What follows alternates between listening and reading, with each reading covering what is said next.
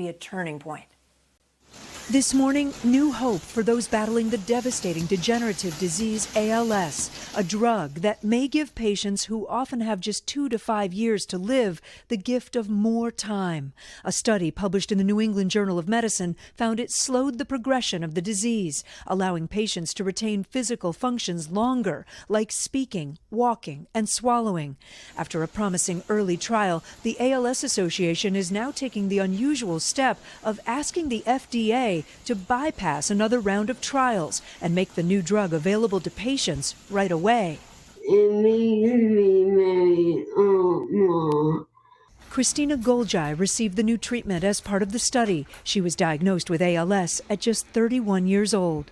There was a very brief period between the main trial and the follow-up open label trial where she was not on the drug, and we really saw a dramatic difference in the progression of her ALS in that period.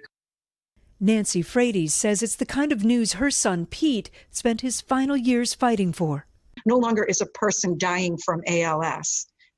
It's a person living with ALS. Back in 2014, Pete inspired the Ice Bucket Challenge. The global phenomenon raised hundreds of millions of dollars, which helped with this latest research. But with no cure, Pete passed away last year. I used to go to bed and have nightmares of this disease. I was going to go to sleep for 10 hours. And when I woke up, what was it going to take away during that 10 hours while my eyes were shut? The thought that the families and the patients can have some peace, that is a gift. I met Pete and his family at their home in 2017, 5 years after the star athlete found out he had ALS. For those of you who don't know me, my name is Pete Frades. I'm 27, and I was recently diagnosed with ALS. The moment he was diagnosed, he called an emergency family meeting. Nancy, he starts talking to all of you. Oh, yeah. What did he say? There will be no wallowing. We're going to get to work. By the time I visited the Frades, Pete's health had already rapidly deteriorated, but his mind was sharp. Not to mention the fact that he used his eyes to communicate through a computer, his wife and daughter by his side. Pete was confident then that the Ice Bucket Challenge would create change. I know how vibrant your son was.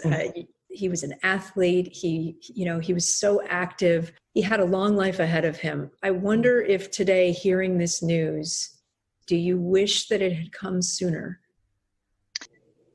Every day, every minute of every day, I miss him, and I have lost a piece of my heart forever.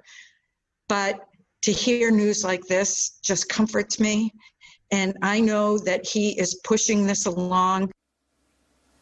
The principal investigator on this study told us that they're still reviewing all the results, and there's still a lot of work to be done because this is not a cure. Right now, they can't reverse the disease, guys, but this could be a step toward giving them just more time.